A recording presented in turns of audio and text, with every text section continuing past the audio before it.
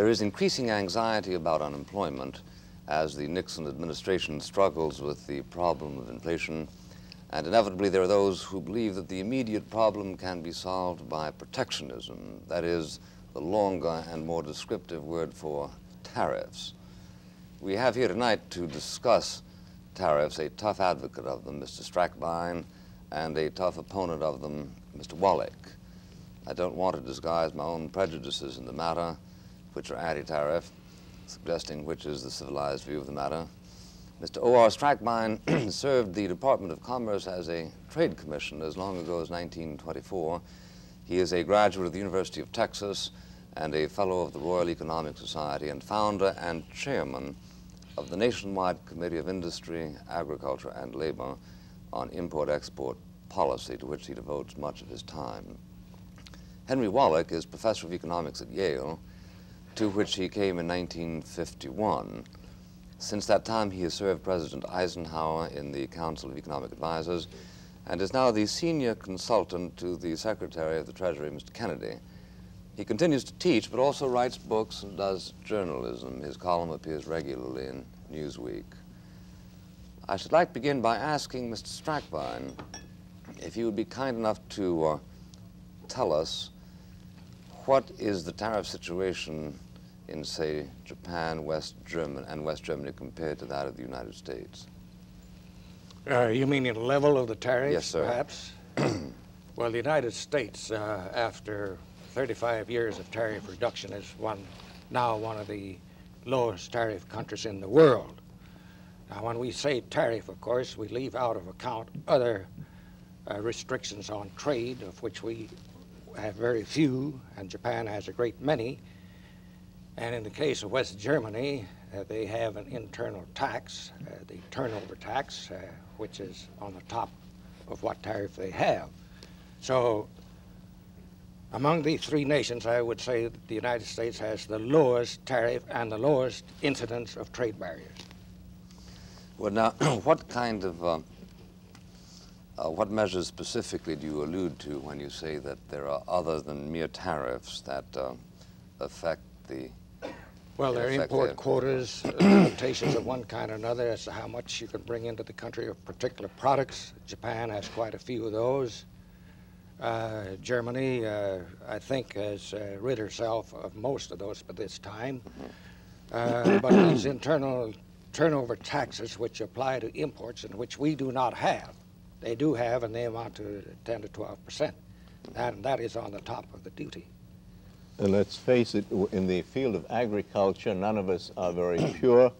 The Europeans have their common market, common agricultural policy, and we have a great many quantitative restraints on importation of farm products. Well, tell me this, Mr. Wallich. May I just say that most of the import restrictions in the form of quotas that we do have are on agricultural products, such as wheat flour, and cotton, peanuts. Yeah. And that's about all. Well, I'd like to ask Mr. Wallich this. Should all discussions of tariffs begin with the proposition that in the last analysis no country can import more than it exports or vice versa?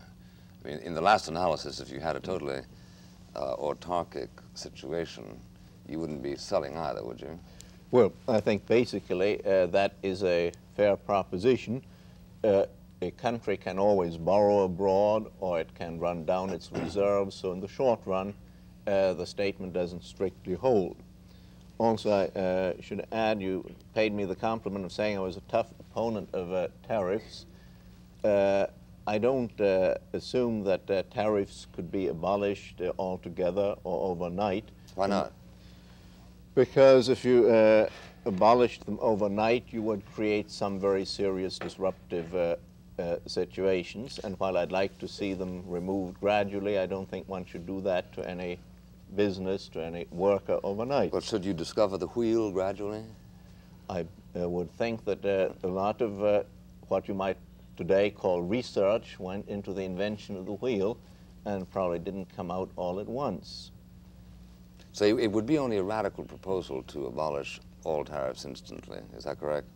I would think that isn't a realistic proposal. Besides, as Mr. Strackbein says, we have reduced tariffs pretty low, not to the point where they're unimportant, but to the point where the other things to which we alluded, the so-called non-tariff barriers or non-tariff distortions of trade, are really the enemy of trade today, the quotas principally. Well, do both of you observe the following distinction, which has always struck me as crucial, namely that it is one thing to set up tariffs as a political weapon against a foreign power, quite another to attempt to set it up as an economic weapon. In other words, it is one thing, let us say, for the United States to refuse to buy, say, West German steel, but it is another to attempt to make it competitive with American steel by doctoring the tariff structure. So well, I know of very few examples where the United States has used its tariff for political purposes or even its trade. State trading countries may do that, and they may do it quite freely, but it doesn't work very well in a country of this character, because if you use one industry for political purposes, there will be quite an outcry against such a thing. And I personally don't recall the United States having used specifically in any specific international situation where use the tariff as an instrument of bringing about a solution or bringing about some kind of reprisal. Well, they call it embargo usually when it comes to that, don't they? Well, embargoes, of course, way back in the days of Thomas Jefferson, as you well know, we did have an embargo act, and that was in not the a days very of Franklin Delano Roosevelt, we had them too. Embargo? Steel to there Japan. may have been incidental conditions having to do with the relations with Germany at that time, but by and large, on this I have to agree with Mr. Strackbein. We've used the tariff for trade purposes and protection purposes, but not as a political weapon. Well, let me give you an example, because it would be interesting if you both came out in agreement on this. Suppose, let's say, suppose Japan decided that they were going to try to kill the automobile industry in Detroit by the expedient of giving a $1,000 bonus to any Japanese manufacturer for every car that he sold in America. The effect being to make cars available for $500, $600. We've got a law to cope with that. That would be the countervailing duty, and it'd be the function of the government to diagnose the situation and slap on this countervailing duty. We've just done that with Italian steel. Are you in favor of that? Yes, where there's an obvious subsidy given. But what about an unobvious subsidy? We might not agree as to what is an obvious subsidy. In the Japanese system, there are very complex and very subtle financial and other incentives to exports that some might say are subsidies, and some might say it's just the way the system works. But if the thing happened that you described, which I think is totally inconceivable, but I use it as an example only, of course, in that case, I think there wouldn't be the slightest question, but that a countervailing duty would be used. And do you agree, Dr. Strackbein? I may say that quite aside from the countervailing duty, Japan is a signatory, as is the United States, of the General Agreement on Tariffs and Trade. And there are provisions in that agreement, the General Agreement, which would permit us, within the terms of the agreement, to take countermeasures against Japan, and Japan would be brought before the General Agreement, so-called GATT, which sits in Geneva, and not only we, but other countries could take steps towards Japan as a means of compensatory action. Well, now, as I understand it, your complaint against the existing situation is that America is being very naive in that we are permitting hidden subsidies, in effect, to destroy the idea of free international trade, and that we should have a schedule of these subsidies and do something to protect ourselves against the consequences. Well, I don't know true? that particularly expresses my position. I don't know whether the United States is naive or not. The United States has a policy which is to move towards free trade and to the removal of barriers to trade among the nation. Should we call it freer trade? Freer trade. I don't think that there is anyone today who advocates completely free trade. But in any case, I would like to make some distinction here between the tariff and these other means of limiting trade. Now we, as I say, have reduced our tariff to a low point, where on the average it's probably about 7% on, if averaged across the board on all of our imports. Mm-hmm. And it has been the tariff has been reduced in the last 35 years, some 80% of the level from which we started. Now, there is very little likelihood that this process will be reversed. It was up around 13%. We come out now around 11 or 12 on the dutiable items. Yeah, now, nearly 40% of our total imports are completely free of duty even now, and have been for a number of years. But there is very little likelihood that the tariff reduction and that policy will be reversed. But the problem to which it addressed itself over the years is still with us. Therefore, we in the United States, I feel, have to find a substitute for the tariff, and that would be in the nature of established ceilings on imports that are penetrating the market too rapidly and causing disruption in employment and also in business.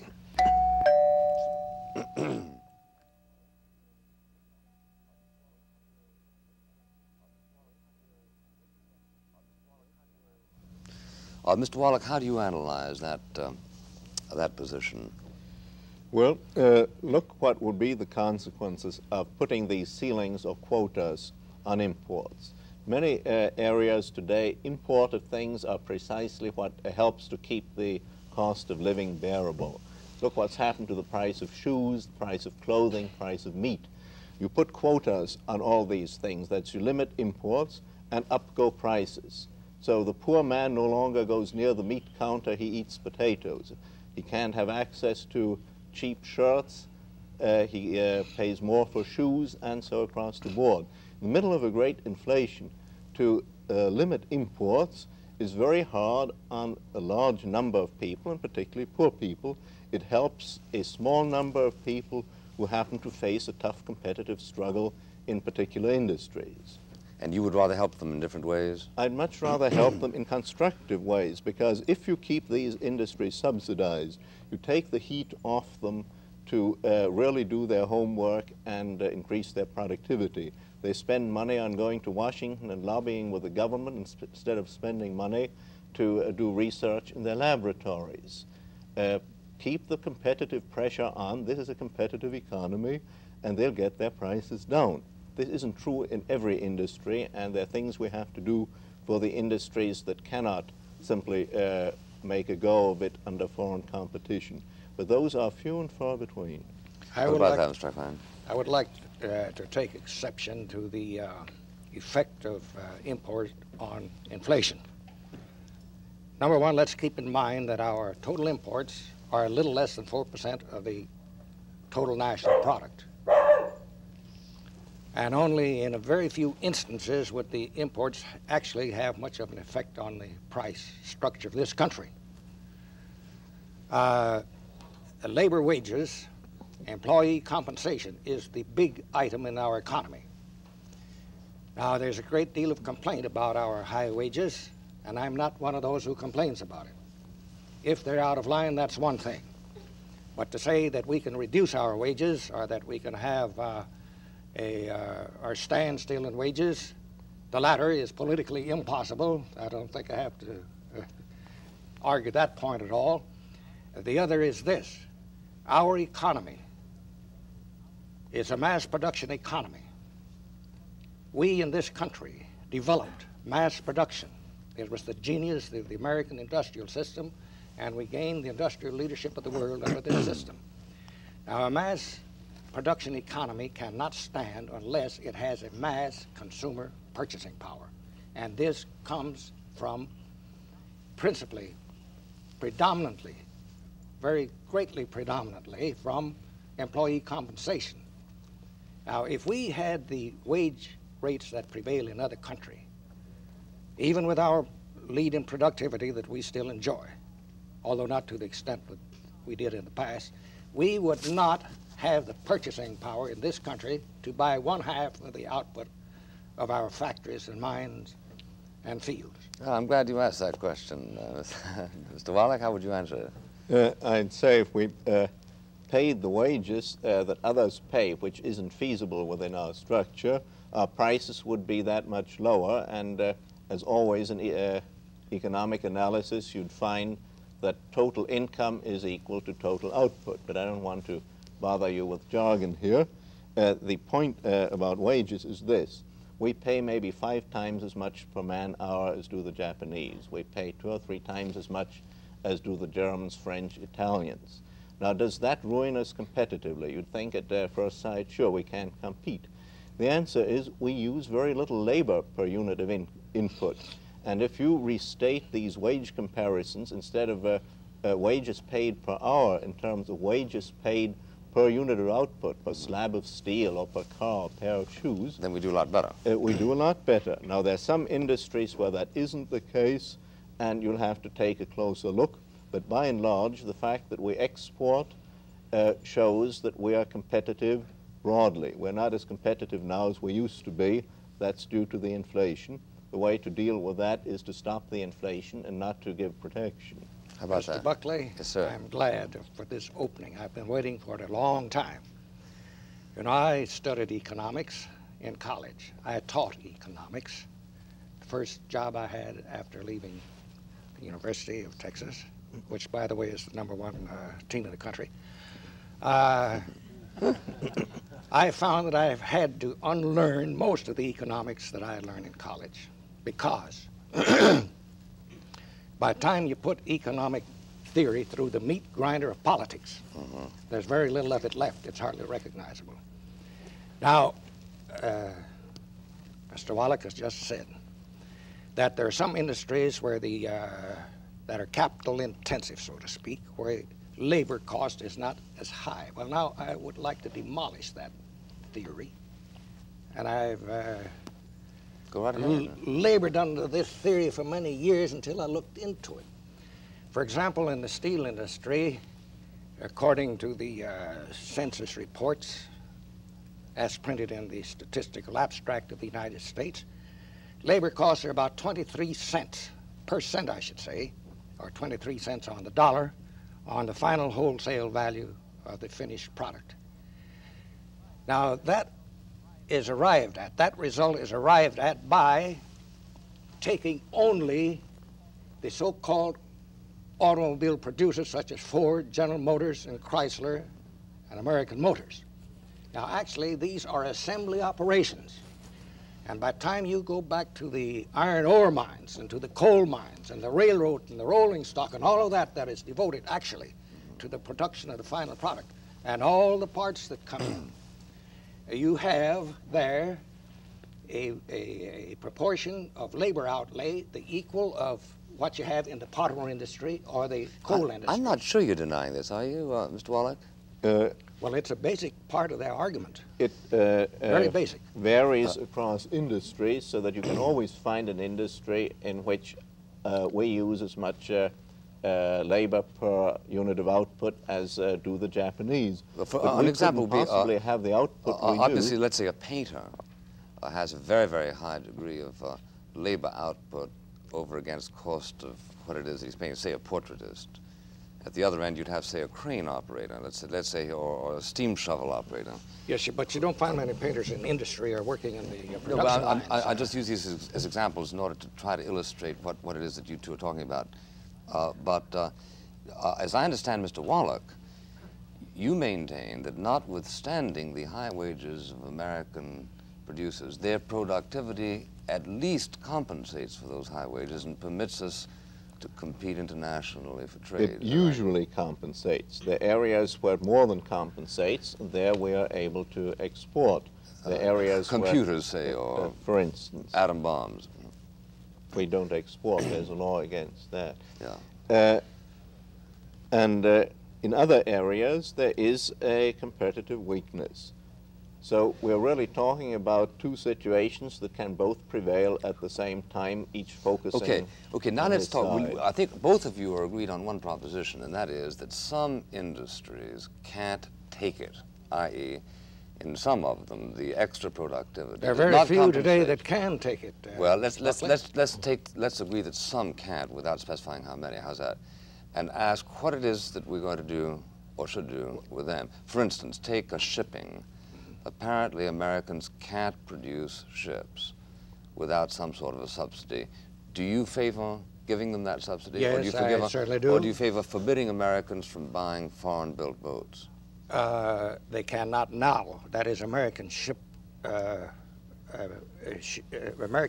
lines flying the American flags must buy the ships built in America. I approve of that. You approve of that? No. We're I don't know already that. down to 5%. I think it's outrageous.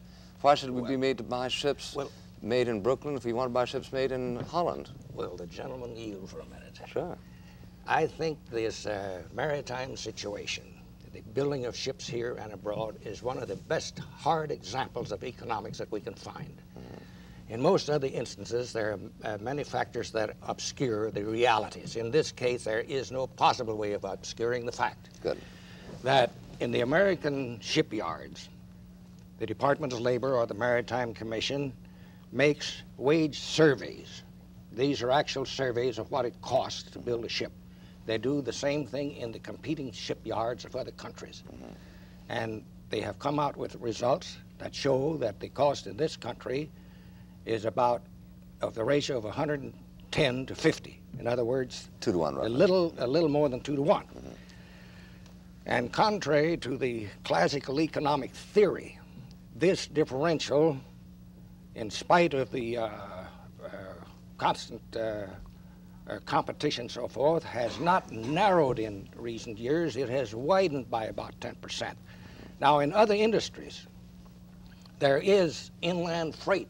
You land something in New York, and by the time you transport this into the interior, there is something of a cushion there, a competitive cushion. That's not true of ships. They merely come into the ports, and then they unload and go back. And also, there is a tariff on many of our imports. Of course, it's been greatly reduced, but there is no tariff on shipping. So we have here a naked confrontation competitively between the American shipbuilding and ship operating industry and its foreign counterpart. And therefore easier to talk about now. And Mr. Wallich. some hard This facts. is really a very Mr. Wallich, will extreme you excuse me case. for 1 second? Excuse me. We'll go right to you.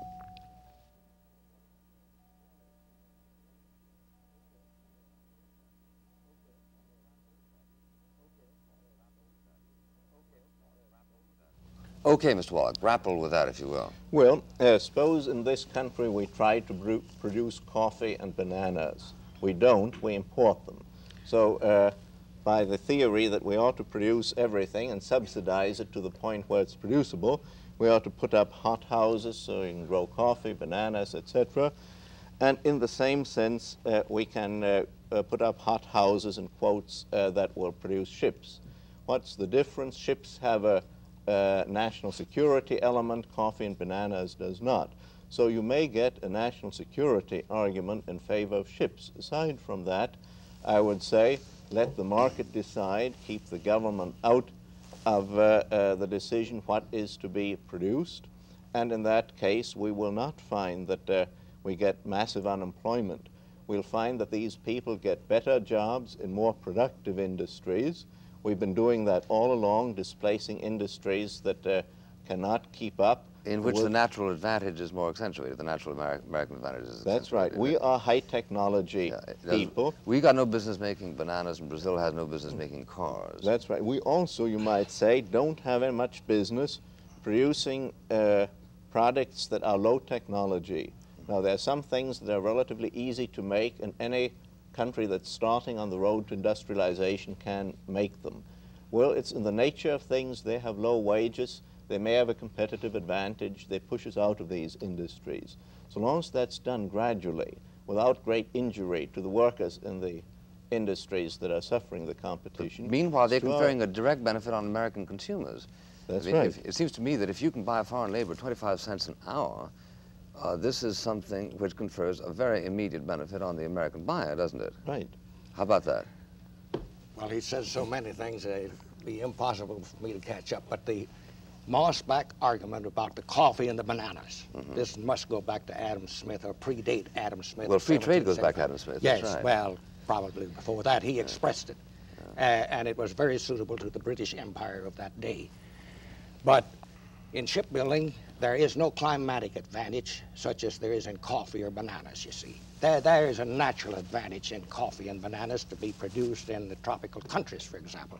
That's not true today of most of our industries. It's true in the case of some minerals and things of that kind, where you may have a rich vein in one country and a lower, less rich vein in another country, so there would be a natural advantage. But in the case of modern industry, has been so invaded by technology, and our technology has been spread throughout all industrial countries of the world, that today, to take this example of almost anything should be doable anywhere. It is coming to that very rapidly, and to a considerable extent. It's not a good point, because everything that enters into the cost of production is part of the resource endowment. Why don't you consider labor part of our natural resources? Part of the industrial geography. That's right. All right. They're all the same factors of production. In other words, if you have to pay $5 an hour, Ms. Strackbein, in one place, and only $1 an hour someplace else, isn't that really the equivalent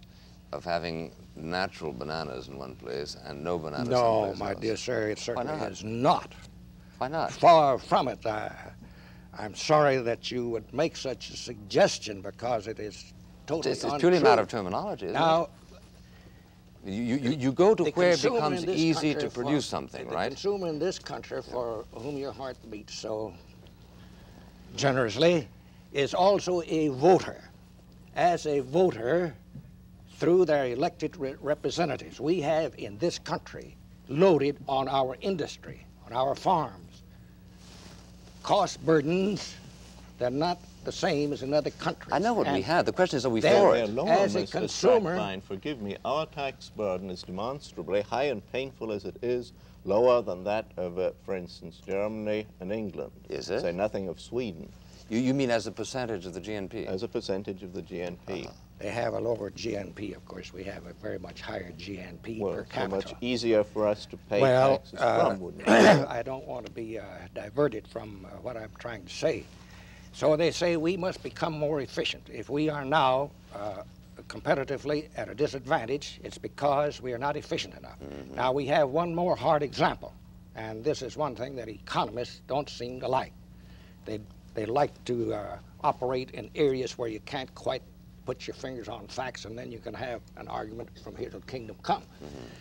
The coal industry is a perfect example of what is involved in becoming more competitive and more efficient. We had a coal industry in this country that around 1950 It was going out of business. was going out of business because of competition from imported oil and because of natural gas and diesel oil. And so the coal industry was confronted with extinction unless it greatly improved its productivity. Are you And glad that it did? It succeeded. I'll ask you that question. It succeeded in doing so. Now, what was the price?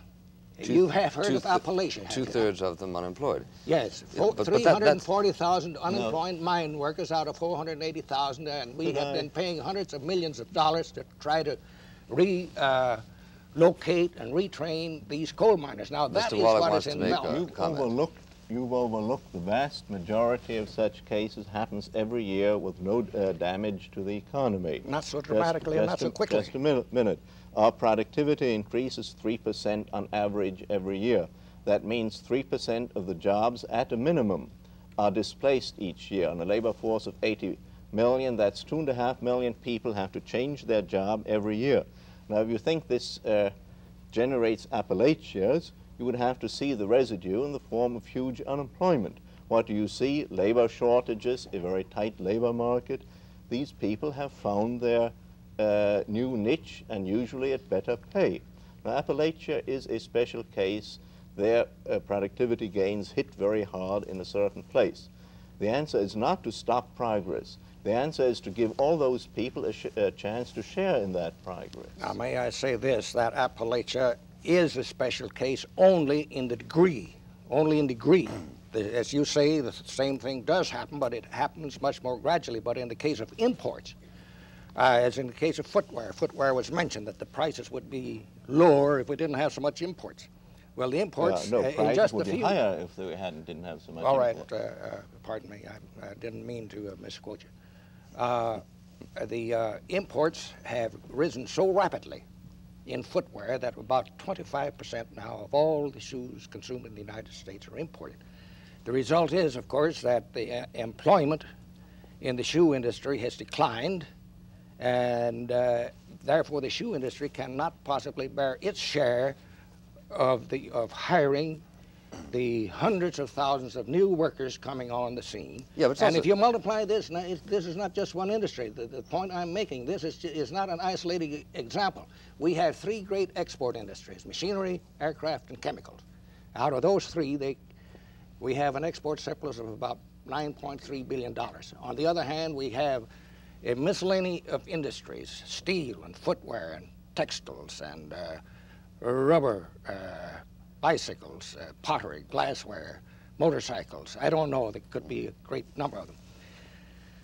These have experienced a deficit of $5.4 billion among them in 1968, and yet these industries employ almost 2 million more people than do those three export industries. That's right. And what does this prove? It proves that the export industries pay better wages than the import industries. And no, I challenge that. I challenge that. Jobs per unit of output. I'll be glad to confer with you and make a study of that. And I don't think that you can sustain that old argument that the export industries are the high wage payers. Because it's not true anymore. By and large, export industries are internationally competitive. That's why they export. The import sensitive industries are not fully competitive. The special situation... Let's use a common sense argument, since we don't have any statistical abstracts available. The guy who makes a jet over at Boeing is probably earning more money than the guy who's making a shoe, isn't he? Or steel. And one is export business, one is import business. Yeah. Or tool steel. Well, how about that? What's the answer to steel? In steel, wages have been pushed up very substantially, and it may be that wages in steel are out of line with respect to the comparison you were trying How about the automotive industry? to make. The automotive industry is a fine example of an industry that responds to competition. We wouldn't have the compacts today, possibly, if we hadn't had imports. Now, you can see that with foreign cars coming in, you still have a rapidly expanding industry. This industry is investing heavily. Output has been going up except for the last year. So, and in any case, Mr. Strackbein, surely you haven't emphasized sufficiently that the people who are selling these shoes in America are earning dollars with those shoes, which they are in turn spending to buy American products, right? I mean, that's kind of an important part to remember the last aspect of that equation. The people that are put out of work are thrown on the relief rolls, and the only way they get the money which to continue purchasing is through the federal government. Well, they're always thrown on the relief rolls, or they get another job. And the only source of I think this is important. You don't today, when you lose a job, go on permanent relief. The evidence shows that most unemployment is very short. What people do is they find themselves another job at a time when married males have unemployment of 1.6%. It's not difficult to find a job. But the government has provisions, and they ought to be more used, for cases where you don't get an easy adjustment. We get impacted unemployment as an appellation. Yeah. So your point is to lubricate the situation so that they go more naturally towards the Brooklyn Navy Yards, rather than just sit there and be unemployed for the rest of their lives. That would be an example. The government can pay their transportation, they can retrain them, they can give them subsistence. This would be done under the so-called trade adjustment provision of the Trade Expansion Act. Who invented that? The trade adjustment idea is an old one. It was introduced under Kennedy. It's now being proposed to broaden it under the present administration. What happened with the original bill was that it was very severely administered, so that very few, if any, well, up until 2 weeks ago, nobody got the benefit of it. Now it's to be broadened and made more accessible. And this is true for labor, and it should apply to firms. Excuse me.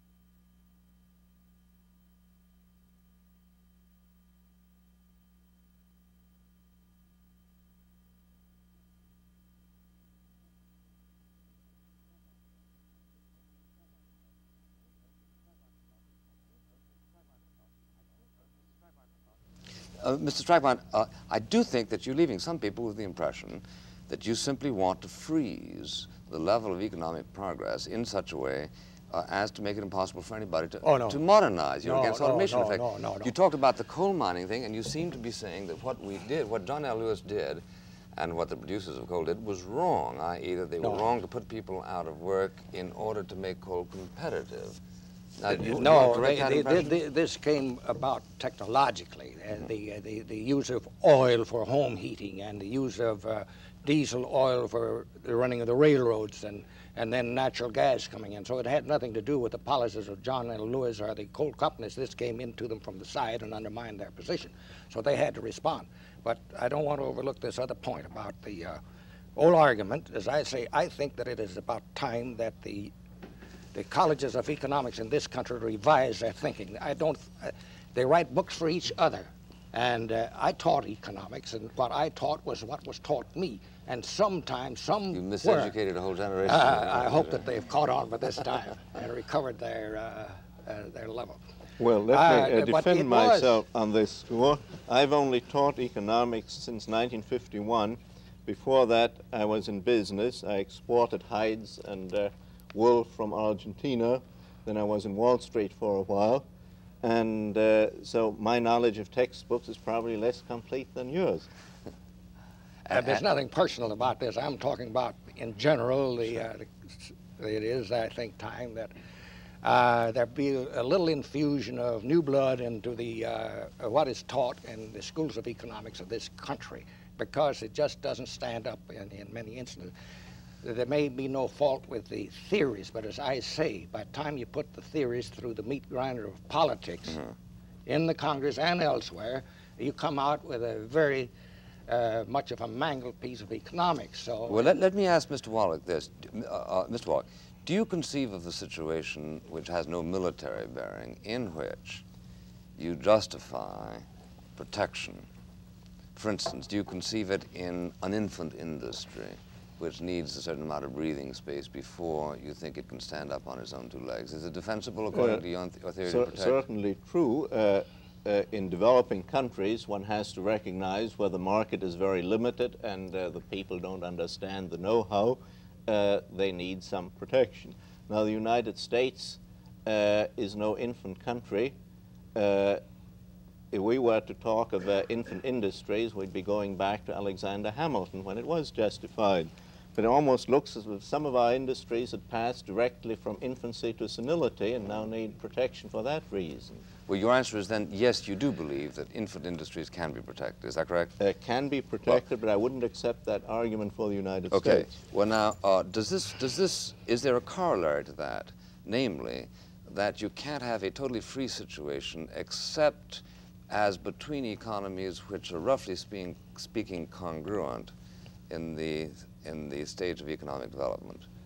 In other words, if Brazil can, let's say, protect itself against us, but we shouldn't protect ourselves against Brazil, does that cause a disparity there that has tariff consequences? No, I think that's a very valid point.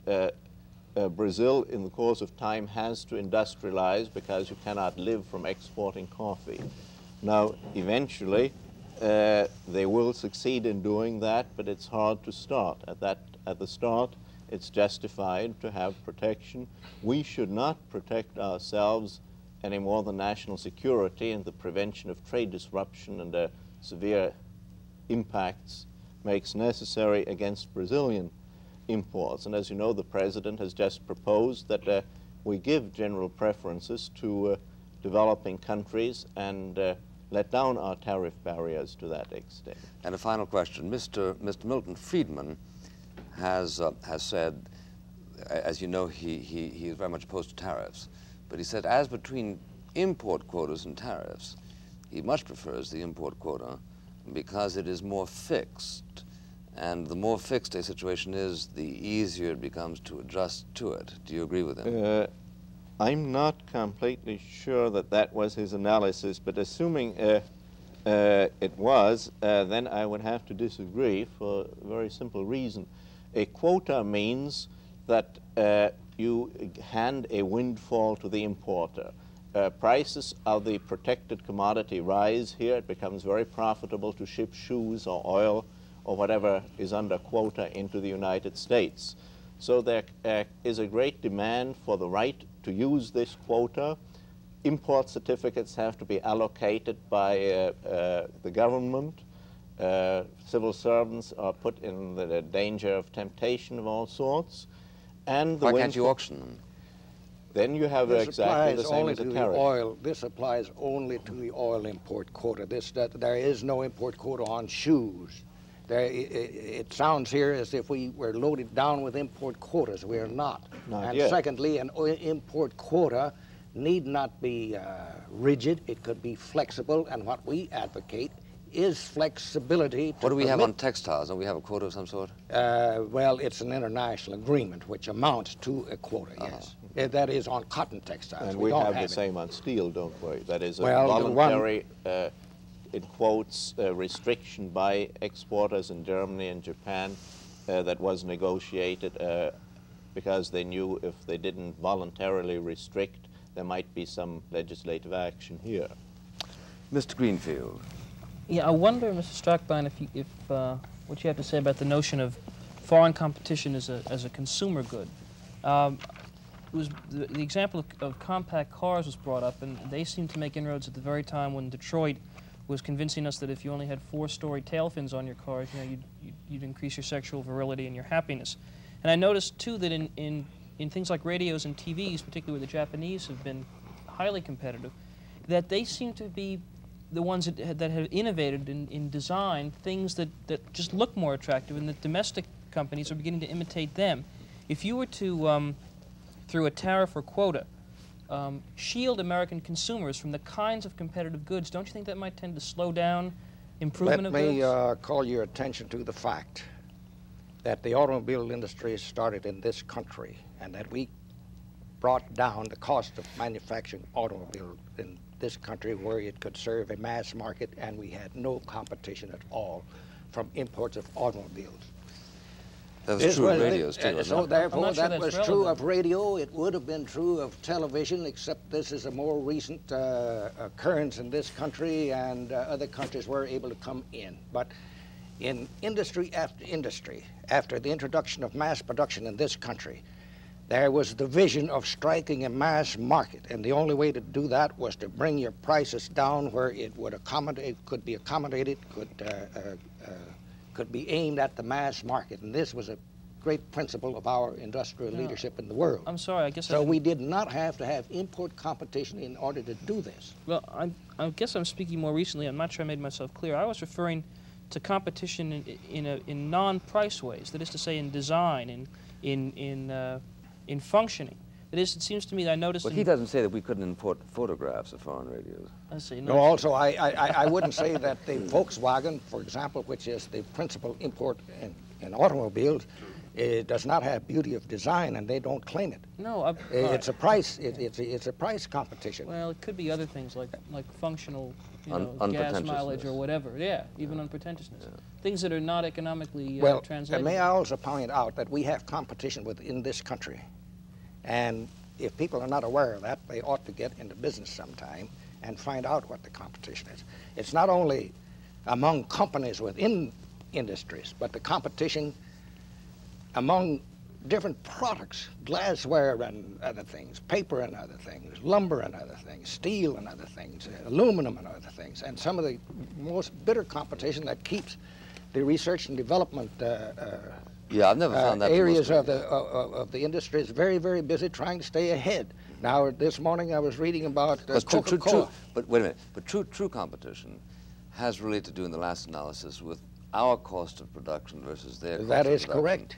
So that if you in fact have a situation in which by simply traveling 1,000 miles in a particular direction you can find a product identical to your own available to you at half price, you have an essential distortion. I am trying to counter the argument that we in this country are lazy. Why is it that all the other countries are copying us, our industrial system? We're pretty good. We still have the lead, but because of their adoption of modern technology, a great part of it financed by this country, they're catching up with us technologically, and we no longer are far enough ahead to overcome that competition. Well, now, what's the answer? I'll go right to you.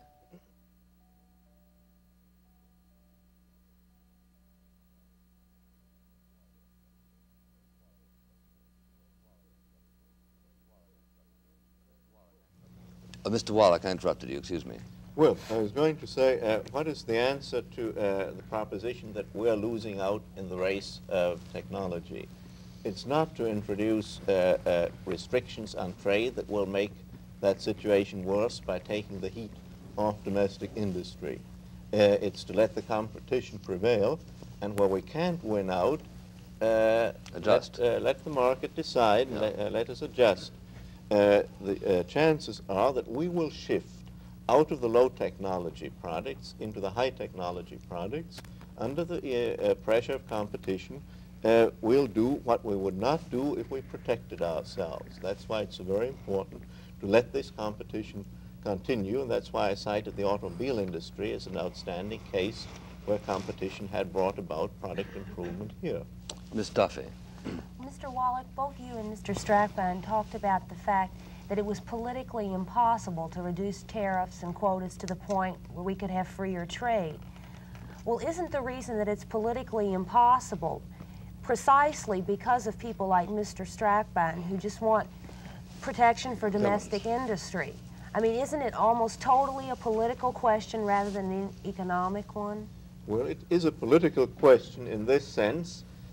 People tend to vote in their capacity as producers because they're concerned with 100% of their paycheck. They don't vote in their capacity as consumer because only a very small fraction of your paycheck goes to any one product, whether it's shoes or even the automobile. So there is a political bias toward thinking of ourselves as producers, and that produces exactly the effect you say. Now, on the other side, there's the national security argument, and one must give that some weight. A lot of interests hide behind that. A lot of curious camels get their nose under that tent.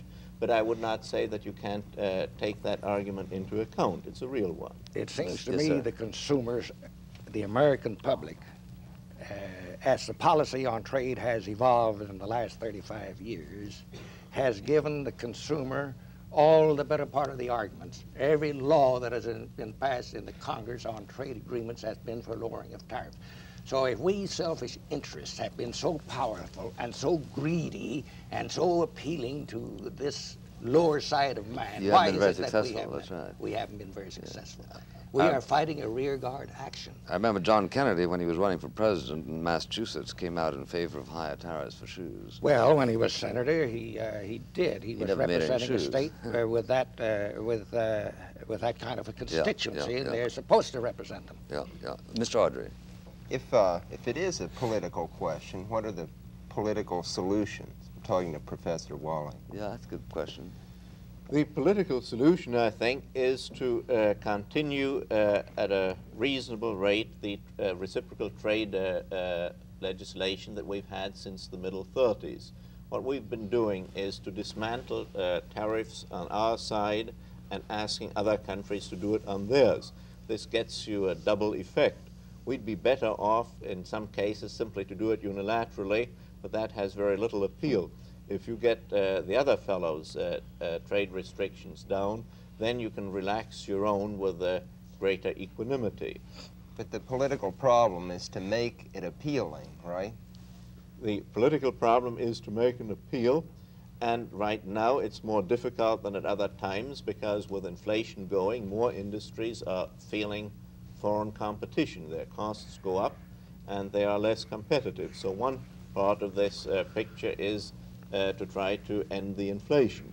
Another part of the picture is let's not yield to the pressure to temporize and give protection where that is only a stopgap solution. I would like to say that under condition of inflation, we feel the imports much less than we do when we don't have inflation, because there is a great demand for goods. Yes. Let the Vietnam action fade out and to have $30 billion withdrawn from our economy, and then we will begin to feel the unemployment if this day arrives. And you will then find that under conditions of a recession or something of that kind, that the imports will make a much harsher impact on our economy. I think you've just repealed Say's law, haven't you? Let me say something about the history of this. During the early 60s, we had substantial unemployment, yet the Kennedy administration rallied sufficient political power to pass the very revolutionary Trade Expansion Act. So politics at that time, despite unemployment, did not prevent tariff cutting. Today, with rising costs, you get all these quota bills, and I can understand why. Industries, even despite strong demand, feel the pressure of costs, and they look for ways of getting relief. I sympathize with their problem, but that's not the way to solve it. Well, thank you, ladies and gentlemen, very much, and thank you very much, Professor Wallich, and thank you, Professor Strackbein. Come back anytime. You can bring that nice dog with you. Cancel the professor, please. Well, you told us you were a professor for 25 years. Long time ago. Thank you again. It was a very illuminating discussion, and I'm grateful to you.